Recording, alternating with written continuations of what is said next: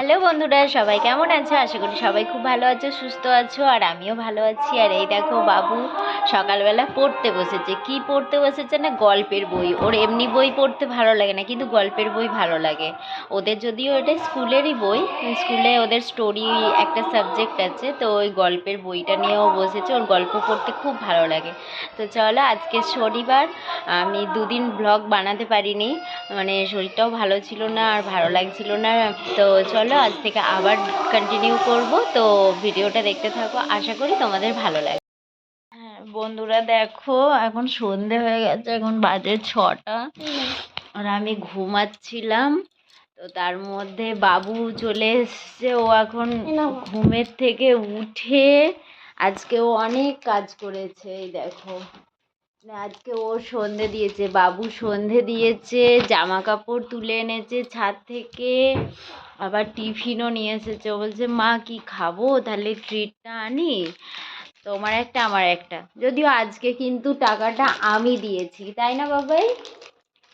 আজকে কিন্তু ও দেয়নি, সন্ধ্যাবেলা টিফিনের খরচা আমার, তাই তো।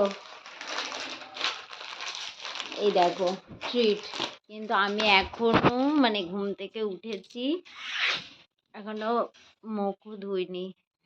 উঠে যাই, আবার টিফিন করব। আজকে এটাই টিফিন করি। দেখো বন্ধুরা, মটরশুঁটি আমি ছাড়িয়ে রেখেছি। শীত পড়েছে আর মটরশুঁটির কচুরি খাবো না, এটা হয়? ওই জন্য মটরশুঁটিটা ছাড়িয়েই রেখেছিলাম আমি দুপুরে। আর আজকে দুপুরে কোনো মানে ভিডিও আমি করিনি। তো চলো, আজকে এখন থেকেই তোমাদের সাথে শেয়ার করছি। মটরশুঁটির কচুরি বানাবো। তো আমি মটরশুঁটিটা বেটে নেব, আমার মিক্সি নেই, আমি শিলেই বাটবো। তো চলো বেটে নিই। আর এই দেখো, শিলনোড়ার মধ্যে বাটতে বসে গেছি। এবার কি বলো তো, এক হাতে ক্যামেরা, ওই জন্য এরকম লাগছে। তো চলো বেটে নিই। আর এই দেখো, আমার বাটা হয়ে গেছে। তো এরপরে চলো ময়দাটা মেখে নিই, তারপর পুরটা বানাবো। তো ময়দাটা নিচ্ছি, একটু বেশি করেই নিলাম আজকে অন্য দিনের তুলনায়। তো একটু নুন আর এই যে একটু ময়ামের জন্য তেল দিয়ে, আমি তেলই ময়াম দিয়েছি, দিয়ে মেখে নেব। এবার ময়দাটা মেখে নিয়ে তারপর পুরটা বানাবো। কেন বলো তো, আমি এই নিচে বসে মাখি, তো ওই জন্য। তো ওই দেখো, আমার ময়দা মাখা হয়ে গেছে, রেখে দিয়েছি। আর এই যে তেলের মধ্যে একটু পাঁচফোড়ন দিয়েছি, আর তারপরে এই যে কড়াইশুঁটি বাটাটা দিয়ে দিলাম, একটু কাঁচা লঙ্কা কুচি, নুন, একটু চিনি, আর সামান্য একটুখানি হলুদ গুঁড়ো দেবো। তো দিয়ে এইভাবে, আর এই দেখো একটুখানি নেড়ে নেব। তো হয়ে গেছে আমার পুরটা বানানো। এই দেখো, ময়দাটাও ঠিক মতো বেশ মাখানো হয়ে গেছে। তো চলো এবার পুরগুলো দিয়ে ভরে নিই।